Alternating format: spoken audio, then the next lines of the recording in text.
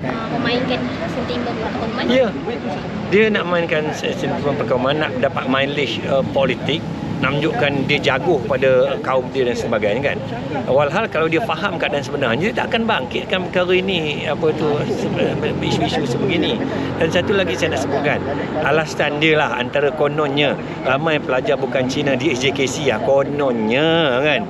Lebih kurang kalau ikut angka dah, lebih kurang 15 hingga 16% begitu kan. Dia beza anak Melayu pergi SJKC dengan anak Cina di SJKC. Anak Cina di SJKC tu bahasa Melayu dia daripada darjah 1 sampai darjah 6. Allah, tak tahu nak cakap macam mana dah, pergilah tengok kan. Tapi anak Melayu masuk ke SJKC, Melayu dia dah bagus dah. Cuma dia nak tambahan dalam bahasa Cina itu saja. Tapi itu bukan menunjukkan bahawa perpaduan dah tercapai. Mana dan ditunjukkan pula dalam laman web mereka lah. Anak Cina dan anak Melayu berpegangan tangan. Nak berlakon ketika itu memanglah boleh. Pergilah tengok keadaan yang sebenarnya. Berbeza, cuma saya nak bagi tahu berbeza. Anak Melayu hantar ke SJKC dengan anak Cina berada di SJKC.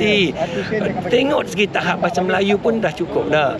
Jadi saya nak sebutkan apabila perkara ini dibangkitkan sebenarnya dia nak meneruskan perjuangan dia dahulu, nak memertabatkan bahasa Cina sama level dengan bahasa kebangsaan. Inilah perjuangan Tongcong, Dongzong kan, Jiaozong pada dulu lagi. Dia nak samakan taraf dia bahasa Melayu dengan bahasa kebangsaan ataupun bahasa negara kita. Jadi janganlah you nak tipu orang lain boleh, saya nak bagi tahulah.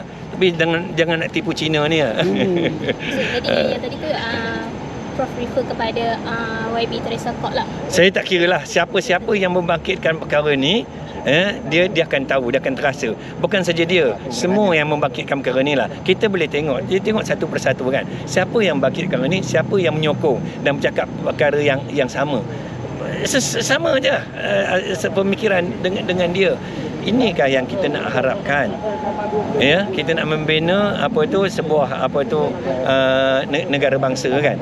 Ya, jika benda asas ini tidak dikuasai. Betul. Prof, biasanya kalau kita tengok kebanyakan orang akan cakap masukkan, hadkan sekolah vernacular ini sebab dia memupuk perpaduan. Adakah itu hanya itu saja yang kita kata cara untuk memupuk perpaduan ataupun Prof ada cadangan lain? Kita kena ingat, orang kata melentur buluh biarlah pada rebungnya. Kita bercakap SJKC ini sebahagian. Tadika tu, pra sekolah tu, kita kena ingat masih ada lagi. Mereka ada pra sekolah dia menggunakan medium bahasa Cina sepenuhnya. Jadi saya nak sebutkan, kalau pada kecil, udahlah duduk di kawasan-kawasan yang terpisah kan.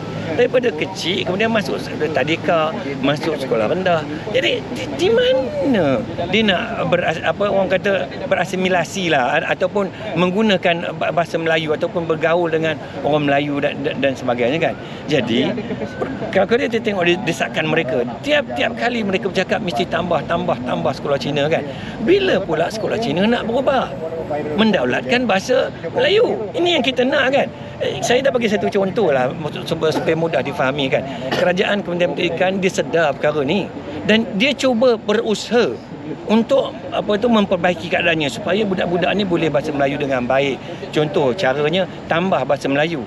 Apabila polisi dah keluar, bahasa Melayu ditambah cuba nak tambah daripada 180 minit seminggu kepada 240 minit seminggu. Ditentang habis-habisan oleh orang Cina sebab dia kata kalau kita tambah masa bahasa Melayu, dia akan mengambil masa subjek lain dalam bahasa Cina. Jadi budak-budak Cina ni tak akan pandai bahasa Cina. Itu saya nak sebutkan. Penambahbaikan kerajaan cuba buat, dia lawan. Contoh lain, saya nak bagi tahulah apa yang mereka kenakan syarat kepada kerajaan. Kadang-kadang tak adil juga kan.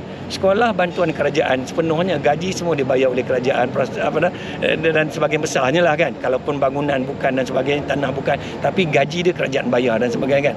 Jadi saya nak sebutkan saranan kerajaan tidak pernah diambil kira soal penambahan pembelajaran bahasa Melayu. Mereka pula tetapkan syarat kepada kerajaan. Contoh lain, guru bahasa Inggeris, guru bahasa Melayu. Jika yang mengajar bahasa Inggeris tu bahasa Melayu itu adalah orang Melayu ataupun orang India, mereka mesti ada kredit SPM ataupun UEC dalam bahasa Cina.